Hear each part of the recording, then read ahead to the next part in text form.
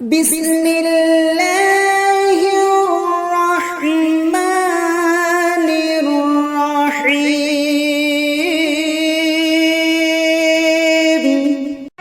বলতে চাইছি বা বলতে চলেছি সেই বিষয়টি হলো শিক্ষা জাতির মেরুদণ্ড, শিক্ষার সাথে উৎপত্তি, যার অর্থ হচ্ছে অজানা তথ্যকে জানা।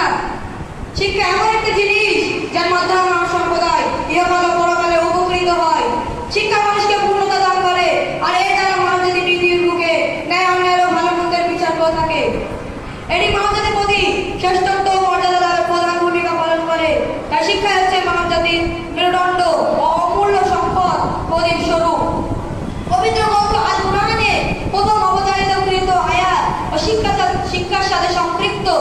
আল্লাহ তাআলা আদম আলাইহিস সালামকে সৃষ্টি করার পর শিক্ষা দিয়েছিলেন এবং তারপরে আমাদের নবী সাল্লাল্লাহু আলাইহি ওয়াসাল্লামকে শিক্ষামূলক বাণী দিয়ে বলেন, ইকরা বিসমি রাব্বিকাল্লাযী খালাক, খালাকাল ইনসানা মিন আলাক, ইকরা ওয়া রাব্বুকাল আকরাম, আল্লাযী আল্লামা বিল কলম, আল্লামাল ইনসানা মা লাম ইয়ালাম। অর্থাৎ হে নবী সাল্লাল্লাহু আলাইহি ওয়াসাল্লাম, তুমি পড়ো তোমার প্রভুর নামে, যিনি সৃষ্টি করেছেন মানব সম্প্রদায়কে জমার রক্ত হতে। পড়ো তোমার প্রভু অতি দয়াবান, যিনি কলমের দ্বারা শিক্ষা দিয়েছে, মানব জাতিকে শিক্ষা দিয়েছিলেন যা তারা জানতো না। সূরা আল-আলাক 1-5 আয়াত। তিনি বলেন, কুল হাল ইয়াস্তাবিল্লাযীনা ইয়া'লামুনা ওয়াল্লাযীনা লা ইয়া'লামুন। অর্থাৎ হে নবী সাল্লাল্লাহু আলাইহি ওয়াসাল্লাম, তুমি বলে দাও শিক্ষিত এবং অশিক্ষিত ব্যক্তি সমান হতে পারে? সূরা জুমার আয়াত।